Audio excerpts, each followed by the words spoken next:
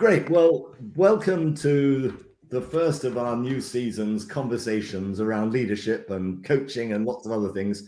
We're going to try and make this a little bit more informal this season. And I should start by saying Richard, our normal techie guy in the background who organizes everything, is currently recovering from a fairly major operation he had to have on his leg last night. So he's not with us today. So if anything technical goes wrong, it's down to me. And so it's a good start to the new season when the technical guy's in hospital. And I, as the sort of host, have got a stinking cold. So I'm talking in a rather gruff voice this morning. But if you're joining us live, ask questions, put stuff in the chat, just enjoy the conversation. So with us today is first of all Akshita, and Akshita is one of the young leaders that we've been supporting over the last 12 months at Let's Talk Leadership. So she's joining us from India. Now, Akshita, I never remember, is it Bombay, Delhi, Hyderabad? Whereabouts are you based? Yeah, it's Delhi. It's Delhi, great. So Akshita's joining us from Delhi. And Fred Funck is joining us from Brussels. Fred is the CCL EMEA Director for Executive Coaching Programs and Coaching. So he's the go-to guy at CCL in Europe for coaching. And of course, Anne, you know, because Anne's one of our friends and colleagues at Let's Talk Leadership. And she's here both as a friend and also as an executive coach. And Anne and I are working together on a couple of projects in the UK at the moment. So that's the team this morning. And let's just see where the conversation goes to. So, Fred, I know we've ranged over a number of things to do with everything pandemic and global ends up in leadership. Let's come back to that in a minute. But can I just kick off by asking, you know, from your point of view, what actually is coaching? Because certainly in my experience, there's a lot of confusion about what it is and what it isn't. Yeah, absolutely. Happy to answer this question. Before I answer what is coaching, we ought to ask another question, which is why leadership development? Because coaching is an approach to leadership development. Yeah. And quite a number of people are not quite sure as to what's in it for them. Why should they invest time, effort, and potentially money in developing themselves? And I have two elegant answers to provide them with. And the very first one is because you got to be the type of person your results require. Yeah. You got to be the type of person your results require. Now, we are post-pandemic, which means that we are in a new world. And the way we do what we do is different.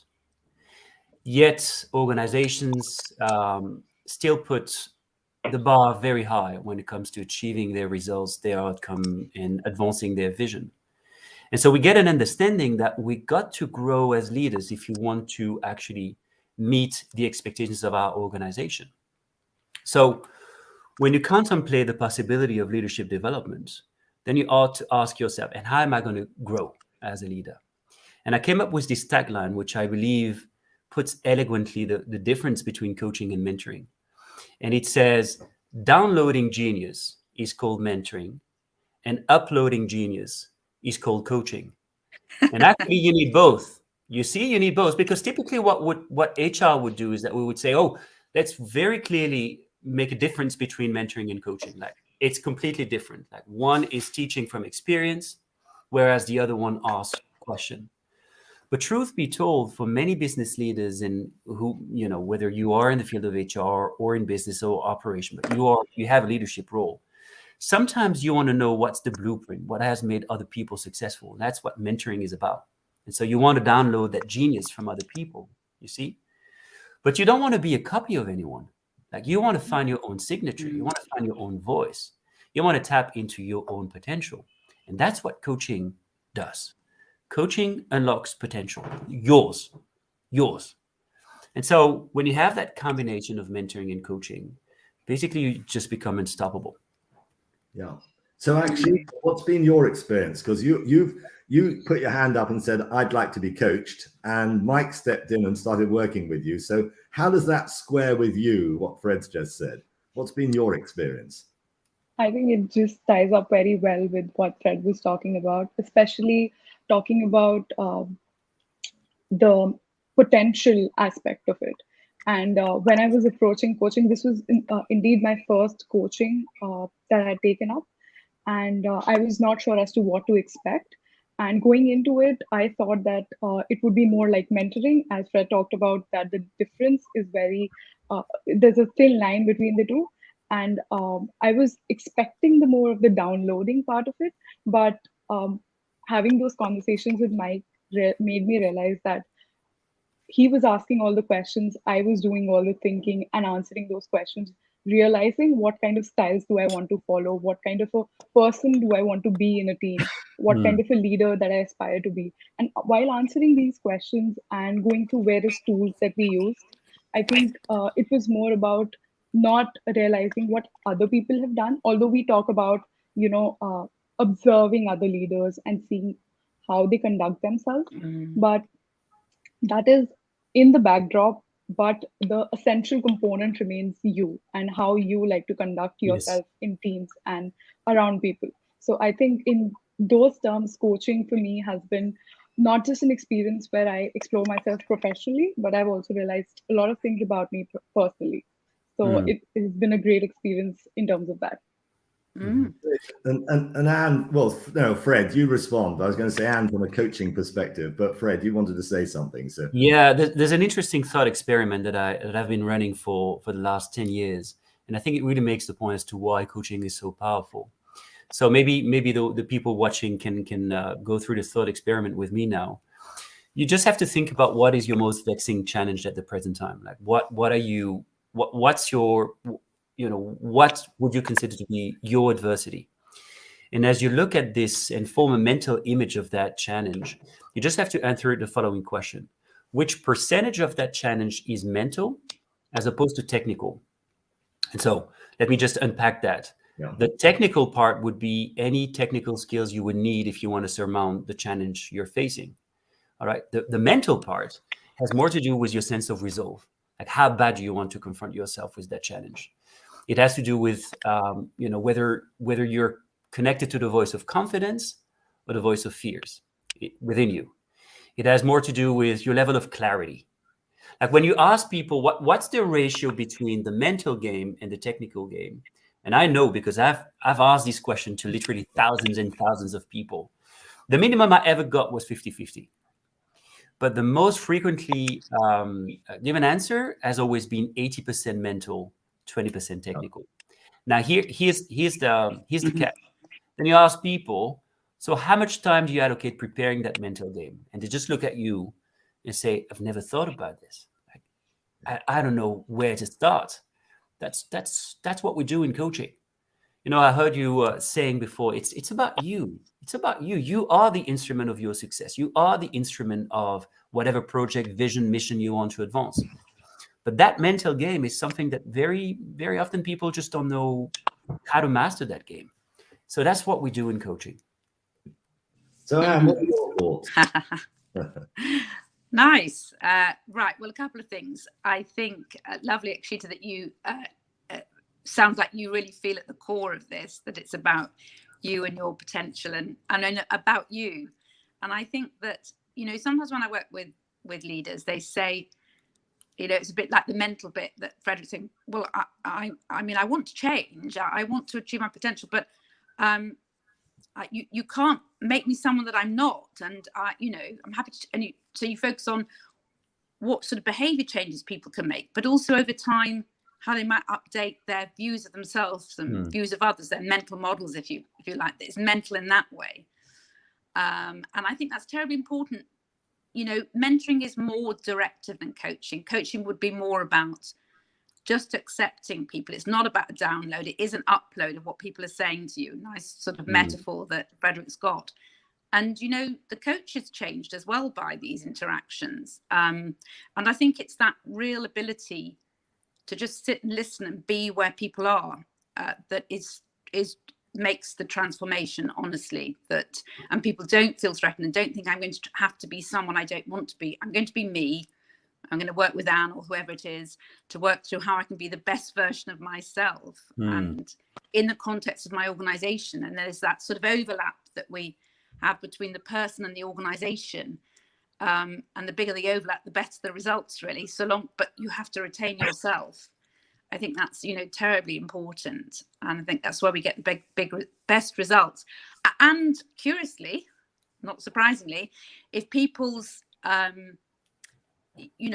very much want to hang on to a version of themselves and can't change anything about. In other words, they're so attached to their idea of themselves, one aspect of the self that they were in the past, if you like, that made them successful. If they can't update that, that sometimes means that it's difficult for them to optimize their learning as a leader. Mm-hmm. Well, I mean, I'm listening to this because I'm not a coach, but I remember quite a few years ago now being on a program with a dear friend of ours, Gerard Hoets, and we were in. I'm going to use the English version. We were in Ghent with the company was Volvo. And like most of the programs we were on, we always ended up at the end saying, right, what are the objectives you're going to set? And then we want you to come back into the room and talk about what you're going to do. And they did that, although they were in quite a difficult position at the time because of what was happening in the organization. And one of them stood up and said, Matthew, you stood at the front of the room for the last 3 days telling us all sorts of things. What are you going to do? I looked slightly horrified. And Gerard and I had been having a conversation about learning a piano, and he'd just bought a little keyboard at Schiphol Airport and had been practicing it in the coffee breaks. And it's something I wanted to do. So I said, right, I'm going to learn to play the piano. And I thought, great, I'm off the hook now. And then someone else piped up, how do we know when you've learned to play the piano? So I thought, oh, right, okay. So I said, when I next meet you, thinking, I'll never, ever meet these people again, I will be able to play a piece of Chopin for you. They said, okay. And I thought that was it. And then they said, so what's the first action you've got to take, Matthew? So I said, well, I'm not sure. So someone else said, have you got a piano? So I said, no. So they said, well, that's on your action list, presumably. So I said, okay, fine. And what else, Matthew? So I said, well, I've got to have some lessons, because the last lesson I was talking, I'm 68. This was about 8 years ago. I must have been about 60. I said, the only piano lesson I've ever had was when I was 5, and I'm now 60. So they said, well, you better book some piano lessons as well. And so this coaching conversation went on, and I was getting more and more bothered. But I did actually go home, buy a piano, albeit a digital one, book some piano lessons, and I can, with about 5 fingers, play a very simple piece of Chopin, albeit about 5 years after that particular conversation. But it did strike me that actually your point, Fred, is absolutely true. What was stopping me from doing something that I'd wanted to do for years was mental. All the physical stuff, the technical stuff was all there, right. In the piano, okay, you might not have the resources, but you could perhaps borrow one or practice on someone else's. Booking the lesson, no problem. It was actually physically having it in here to go and do it and sit down and practice. Yeah. And what you're just describing is coaching 101. So we were referring to the mental game, and the very first layer of that mental game is mental clarity, as in, what are my very tangible next steps? In the absence of clarity, the mind just goes in circle and never knows really what to do. Oh, it's true that if I want to play piano, I better have one at home, and I better have some form of course or lesson that I can follow. But these very tangible next steps, many people actually face challenges and haven't really applied themselves to define what those next steps are. So sometimes it's as simple as that, but coaching can go way deeper than that, of course. Yeah. And so, Akshita, when Mike first started the conversation with you, what was going through your mind? What moved you? I mean, what have you been doing over the last 12 months that's been slightly different to what Akshita might have been doing 12 months ago? I think one of the biggest things and one of the biggest differences that I've noticed is while I was just entering into this whole program, I was really overwhelmed by the work that I was doing. So I'm still a final year student, and there's a lot on my plate right now, like college admissions, and apart from that, all the projects that I handle and the own organization that I run. So there were a lot of things that I had to balance between. And the clarity that Fred was just talking about, I think I lacked that clarity at that point of time and was really overwhelmed by all this stuff. So when we started the coaching, first coaching was in itself about how to get rid of that clutter and achieve that sense of clarity about what is it that I want to do. And starting with it, I saw all of the work that I had, everything that I had on my plate as this huge bundle of things that were just tangled together, and I couldn't, understand them individually, and I couldn't, separate them from each other. But I think from the first session itself, it has been about detangling that whole bundle of, this material that I was not able to get my head around. And from one session to the other, we've talked about negotiation, we've talked about delegation, and we've talked about so many other things, which have not only impacted one of my projects, but it has sort of impacted me in a 360-degree range. And just not specifically for one project, but even in school, I'm able to handle some things very differently right now. And I think achieving that sense of clarity was the biggest achievement, even for me personally, throughout these months. And I think Mike and the tools that we've been using during these coaching sessions have really helped me find my way through that. Great. Can I build on that? Yeah. Yeah. So it doesn't seem much to get that level of clarity, but actually it's transformational. It really is. So what happens is that when you get mental clarity, all of a sudden you get also headspace. And headspace gives you psychic energy. Now, when you have headspace and psychic energy, you can process more rapidly what's going on in your world. Strategic question you need to face, how high IQ decision you need to make, and whatnot. The problem is that many people feel overwhelmed today because everything is stuck in their head. Yeah. And so they just don't have the bandwidth anymore to process what's complex. Now, we need more than ever strategic leaders, and we need people who can make really well-informed decisions. The problem we have is that so many of those leaders, particularly post-pandemic, they're snowed under with work, and they're just busy with what's urgent. And so they don't have, that space where they can have inner prompting, hunches about what's right and what's wrong. They can't actually allocate more time to what's important but not urgent. So that unassuming clarity we're talking about is essential to create and generate more leadership in the world. And as we said offline before, I think that the pandemic reveals that we have a real crisis of leadership, and we need to generate more clarity for everyone as to what are the next steps, what's the direction we want to take as humanity. Yeah. Yeah. And I know that. Sorry, Akshita, Yeah, go on. Go ahead. I just was going to reference this back to a session that I had with Mike. This was our very first session, and this was the thing that we were talking about. He actually used the urgency and the importance matrix and explained the importance of delegation.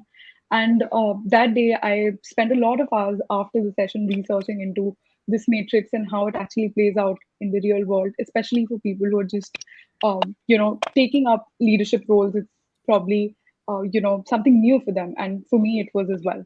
So realizing that we talked about the different boxes within the matrix, and one of the most important things that Mike pointed out was that although these days a lot of the people tend to focus on the box that is very important and very urgent, the most effective leaders focus on the part which is very important but not urgent, and that's where the thinking happens. I think that whole thing changed my perspective towards how I approach things. So all of the planning ahead, and that made me realize why it is important to plan ahead and have your mind free to actually, delve into the complex problems that Fred talked about. I think that's really important, and I think that's what we often do with leaders, is just keep saying, well, how does that further your purpose, and how is what you're doing linked to taking the strategy forward of your organization, whatever the organization is, wherever it is in the world.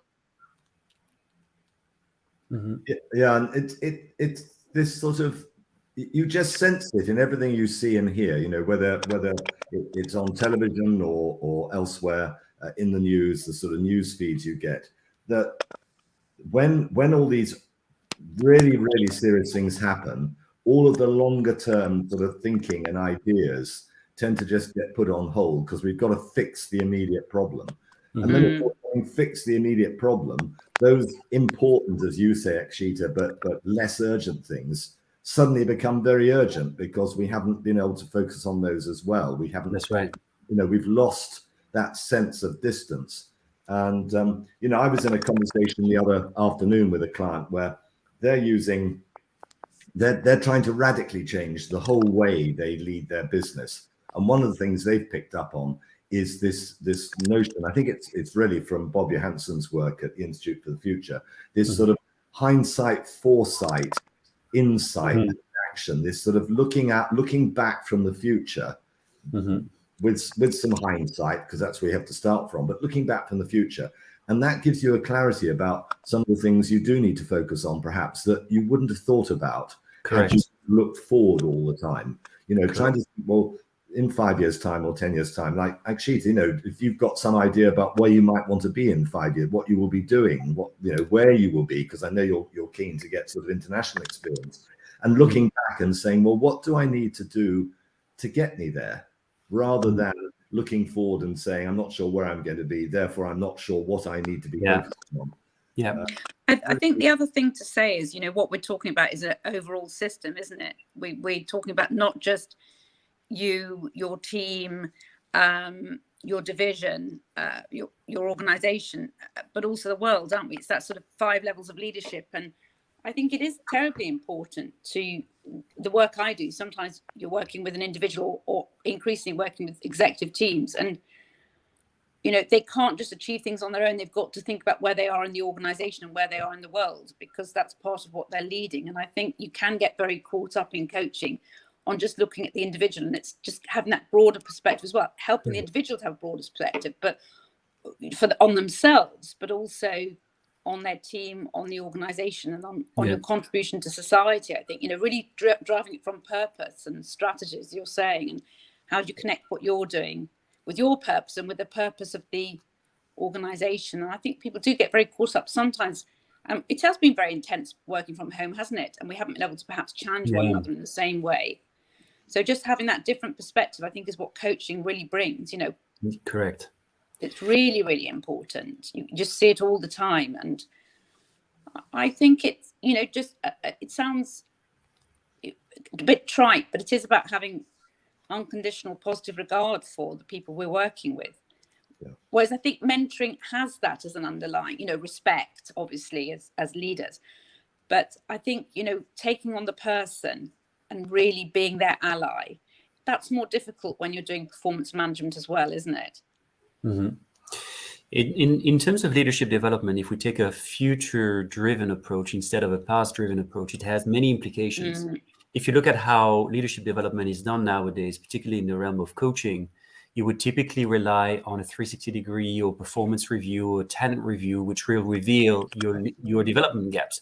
So we use the past to project ourselves into the future. Whereas what we ought to do is the opposite. We have a vision, we have a purpose, we have a sense of where we want to go. And then we ask, okay, what sort of man or woman empowers such a vision? What is needed from me in terms of skills, capabilities, leadership style, mindset, mental models to actually empower that vision? So one of the essential questions is, how do we reverse engineer the process of leadership development such that we are future ready? Which also is a important question at the end of a pandemic. Well, we're not at the end, but we're definitely kind of post-pandemic in the new world of work. It's clear that any role in an organization will evolve. The way a CEO used to perform, the way a second in command, a COO used to perform, there's a future fluency to it. We know that, for instance, some of the CEO in this world will have to embrace AI, for instance. There are many other things. What's on top of mind for everyone is hybrid organization. So with the gig economy, we ought to ask ourselves, is the leadership game something that we can just, you know, apply to people who are not on our payroll? So there's a future fluency that we ought to explore when it comes to leadership. And so I like this idea of actually taking a peek into the future to actually make sense of our, you know, the leadership equation in an organization. Yeah, and I mean, I've noticed just recently that, you know, I've been having conversations with people who are saying, you know, the future is not the past. It's not even a version of the past. It's whatever happens, it's not going to be what we've been doing. Yeah. And last week I was introduced to the idea of Industry 5.0 and the sort of, having sort of gone through these various iterations of different forms of industry from sort of pre-industrial. And, you know, 3 of the words on there to describe Industry 5.0, one of them was personalization. Another was collaboration. I can't remember what the third one is for the moment, but you know, this whole thing about things being personalized now where they weren't before the pandemic, individuals and organizations wanting to do things that personally suit them or suit the society in which they live, rather than just their own little organization or their own global organization. You know, and how interesting that 1 or 2 of the sort of well-known leaders, certainly in the UK, have been really caught out when they said, come on, we're all going back to the office. And half the workforce has said, oh, no, we're not. You know, we've developed ways of working, looking after children and working at the same time at home, gives us more flexibility. You know, maybe working in the office 1 day a week, the point you made about hybrid, Fred, you know, it's all out there to be created. And therefore, you're right. Having those coaching conversations around what is it that it's going to be, this future, and how ready are you for it? Exactly. So much more. I mean, that says so much about where the power will shift, doesn't it? The way you talk about it like that, it's, you know, maybe there's going to be a shift in power, and individuals can potentially take more power back. And then how's that going to be in management processes? And how are we going to lead people who are more empowered? I mean, it's what we've always been looking for. So it's quite ironic now that, of course, when it comes, we're quite challenged by it. It's not surprising, though. You know, in Milan yesterday, you know, I think it's Milan, where the youth World Environmental Conference is taking place. So there are people of Akshita's age saying, blah, blah, blah, blah, blah, stop talking, stop doing this, it's our future, you know, get a move on and shake the world up a bit. Well, you know, I've never seen that before. Never. In the sense of clearly argued, nicely presented, well thought through. And who were they talking to? Basically blokes in suits of my age, all looking fairly cheesed off, that young people actually had something sensible to say. I mean, it was mind-blowingly awful to see the response. You know, a lot of people are tired of the lip service from leaders who are saying purpose, vision, etc., but actually they don't walk the talk. Only in the course of April, and only in the US, 4 million people resigned from their corporate job. They said enough. I want something different, which also ties back to coaching and leadership development. So far in this conversation, we've put emphasis on performance, skill development, capability, the mental game that we talked about. But I also see the emergence of another dimension, which should be further explored by organizations, definitely by people who are shaping the leadership development industry. And that is moral development. It's how do we foster in leaders a real sense of their social responsibility? How do we create more conscious business and conscious leadership? How do we help them to actually make ethical choices and apply ethical reasoning back at work? Because again, I really believe that all these world crises, all these global crises are leadership crises first and foremost. And we have seen a couple of leaders who really were just amazing and, safeguard the life of their employees and their families because they realized that it was their social duty and they had a moral contract. They had a social contract with them, whereas others severely reorganized their organization. And we do understand that it's been tough times. We really do understand. But it raises a question on morality and maturity and values. Yeah. Well, I mean, Anne, way back last year, Anne had a conversation with Professor Michael West about compassionate leadership, of which he knows an enormous amount, having worked for the King's Fund and the NHS. He's based up in the Lancaster Business School. And I approached Michael literally yesterday to see if I could borrow some information from him for something I was doing. And it made me look back over what he'd said, both in the conversation with Anne and also with one of our clients. And the client at the time, to be fair, was really open to having a session about compassionate leadership. And you could tell in the conversation I had with them before we started that they were a little bit nervous. Where was this going to go? What was compassionate leadership? Was it all going to be very sort of I don't know if they use the words, but sort of soft and gentle and touchy and feely, and would it land with hard-nosed executives? And Michael approached it by saying, I can show you the evidence, proper data, scientific research that shows the impact of compassion on people's well-being, their performance, their mental agility, their loyalty, the way they respond to difficulties and situations. And an hour later, there were 22 senior executives from a very, very successful commercial company going, wow, this has really made us think differently. This is, the way he just quietly answered the questions and thought about each answer rather than just diving in with some bit of sort of, pre-planned blurb. And it had a huge impact on them, huge impact. They were talking about it for months afterwards in different ways. And I think, Fred, you're right. There's a whole piece that we need to be focusing on, perhaps. That the younger generation, particularly people of Akshita's age, they're no longer going to stand for men in suits in the main, pontificating about stuff that happened 10, 15, 20, 30, 40 years ago. It is about the future. So how do we help senior leaders? Akshita, if you had a magic wand and you could grab half the senior leaders around the world, and coach them, what might you be trying to get them to do differently or think differently? Oh, well, actually, first I was going to ask you a question, like all three of you, since I'm the person who's just starting out. And one question that I had for you was basically, how have you witnessed this transformation in terms of how leaders approach, compassion and social responsibility within their organizations or even within their individual organizations, and how does it spread out, and how has it changed over the past years? Because since I'm just starting out, I have a better view of what's happening at the moment, but not so much of what has happened over the years in the past. So how has the transformation been, and what do you think is going to follow from this point onwards? Great question. So go on, Anne.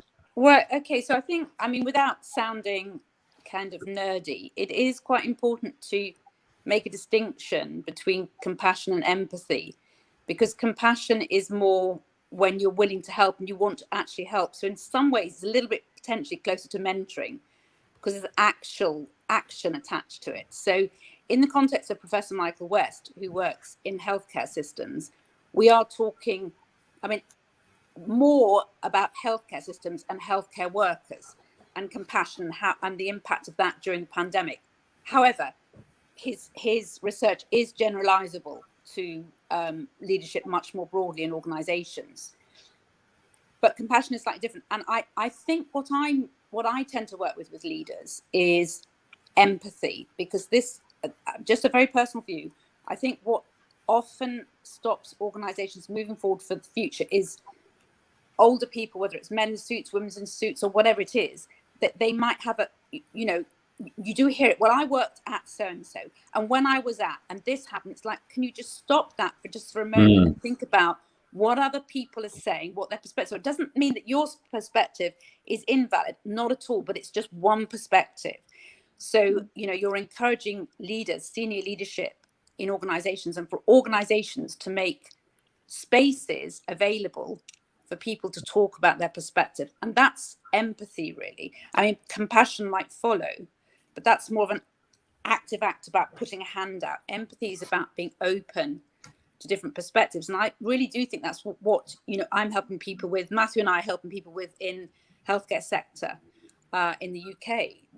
Let's just keep your eyes open. What if there were another perspective? What if you were able to learn from young people about a different way?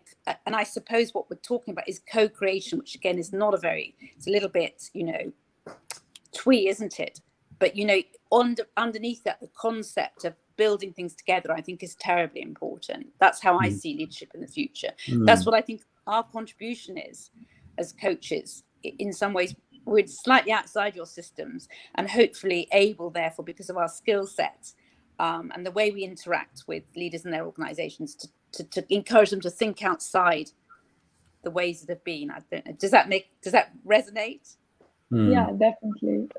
Another thing that makes me curious is that why is it that we have to quote someone on being, I might be wrong about, having this question, but why is it that we have to teach someone to be empathetic in their approach when it comes to leadership? Yeah. Why is it that we have to do so much unlearning, especially for people who are further Yeah. along in their career? Why do they have to Well, unlearn so much? I think And Frederic will have, sorry.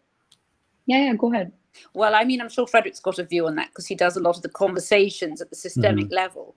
I personally feel it, honestly, Akshita, that is what a senior leader said to me yesterday on a webinar. He said, I find this very sad that we're even talking about empathy. Surely it just happens. It's like, but you're answering your own question. It doesn't always happen.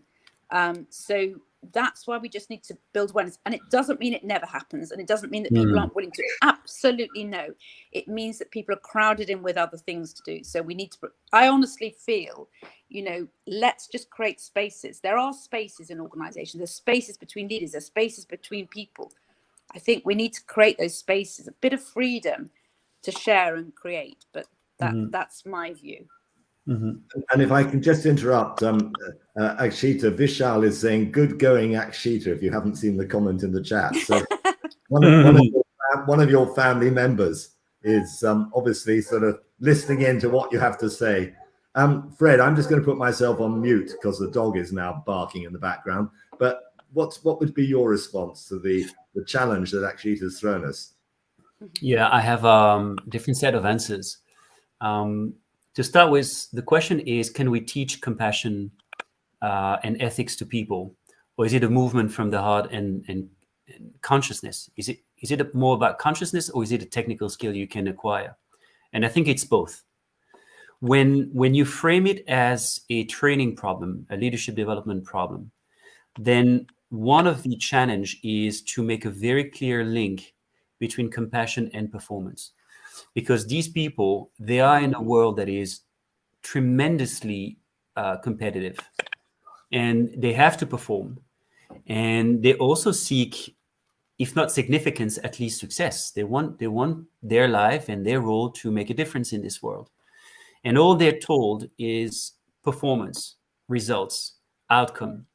All right. So until we make a clear link between compassion and performance, until we make that link, it's going to be a hard sell for many of these leaders.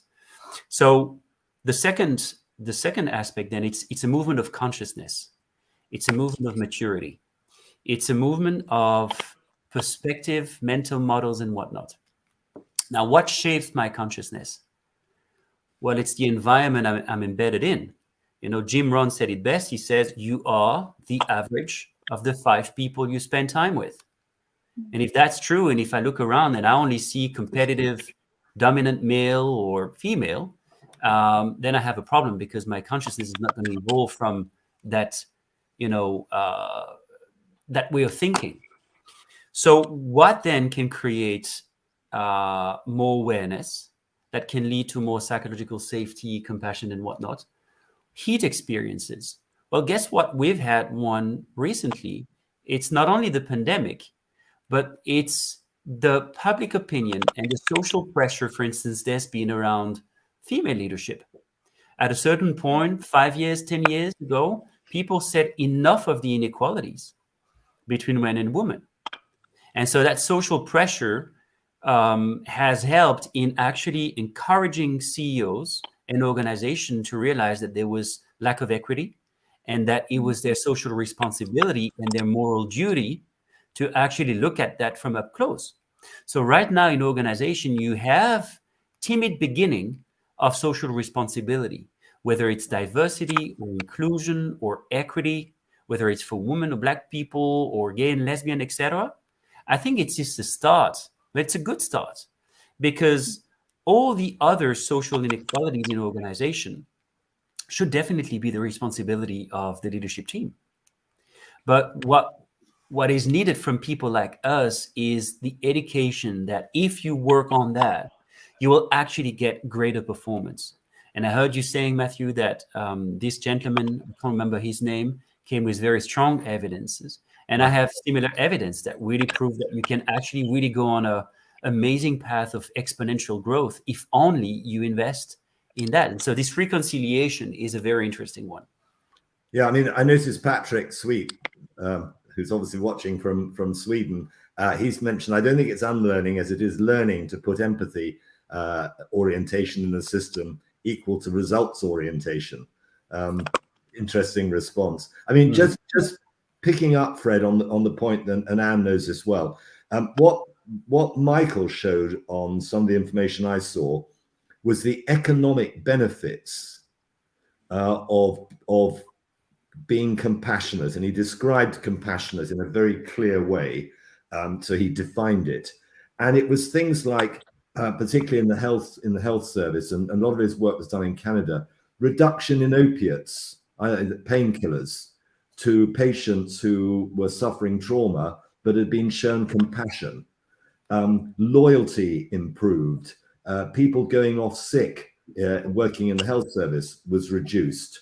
There was a whole range of, people who GP visits, general practitioner clinic visits, were reduced by people who were cared for and shown compassion. So there's, and you can translate that into organizations. So the whole coaching piece may be about, what are these future conversations we need to have? How compassionate is our organization? How compassionate is our senior leadership team? How kind? Because that's another element that comes into this. Are we a kind organization? I showed a picture that Charlie Mackesy had written in his drawn in his book, The Boy, the Mole, the Fox, and the Horse. And I've mentioned it several times, and I've used it with his permission on a number of programs with leaders, where the horse is sitting in a field and the three other characters in the story are sitting on its back. And it just says, kindness sits gently beyond all things. So that behind everything we do, maybe one of the future things is, as an organization, how kind are we, both to the people we employ, the people we work with, ourselves, the communities? How compassionate are we? And maybe there's all sorts of interesting coaching conversations to be had around what you've been talking about, Fred. Nothing to do with the past, but let's have coaching conversations around the future. I think a lot of people grew tired of chasing success, and now they're chasing significance and fulfillment. And when you do that, you are basically making that movement from being ego-centered to actually looking at other people. Am I touching the lives of other people? And so that's movement of consciousness and the movement from the heart. And I think it really goes with maturity, because if you look at any model that has been created, robust models on vertical development or adult development, you see that as people grow in maturity and wisdom, they get more and more focused on other people and their well-being. That matters more than money.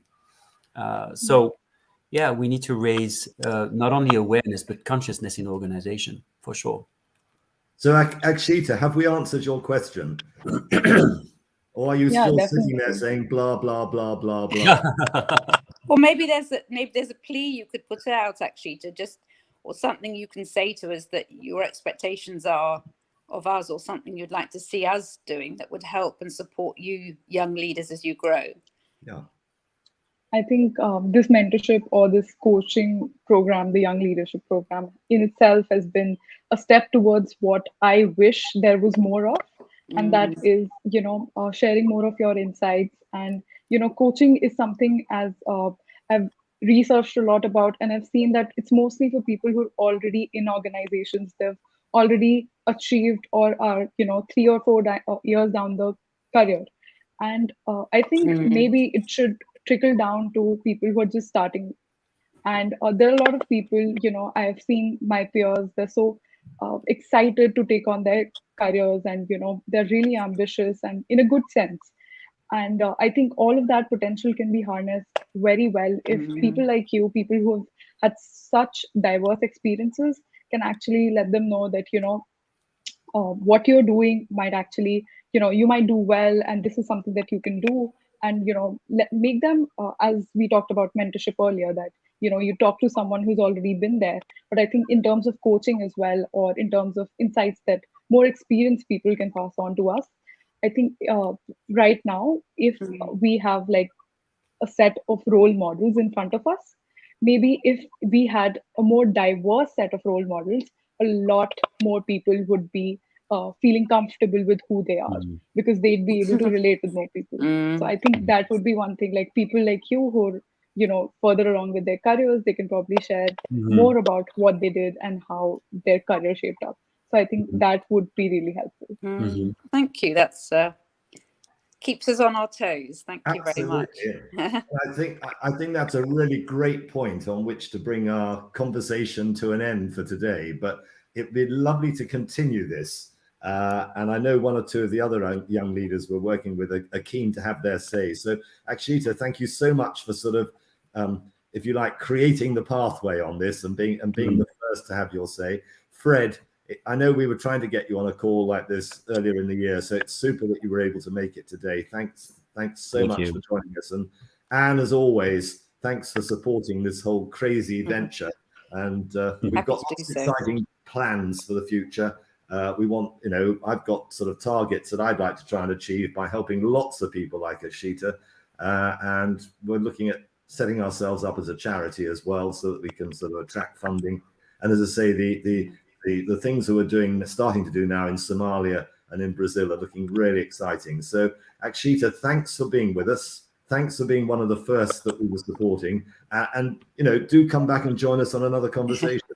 Thanks, Matthew, for creating these opportunities. Not at all. I'm having a ball. I tell you what, this is what life should be like when you get to a point in your career when you know, you need to establish some new horizons. And I don't know about the rest of us. I think we're all enjoying it hugely, and particularly working with people like Akshita. It's lovely. So lovely to see you all, and on to the next conversation, whenever that's going to be. Take care. Thank you, everyone. Have a good day. Thank you. Thank you, Akshita.